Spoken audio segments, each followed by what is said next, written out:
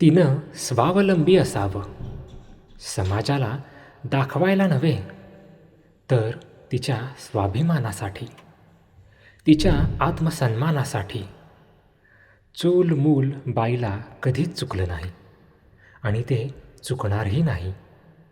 त्यात वावगंही नाही, कारण ममत्व हे तिचं भूषण आहे आणि पाककला हे तिचं कौशल्य.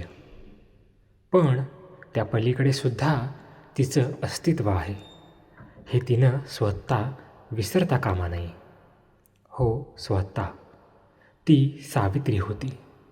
तिनं शिक्षण घरात बसण्यासाठी नव्हे, तर स्वतःला उभं करण्यासाठी घेतलं.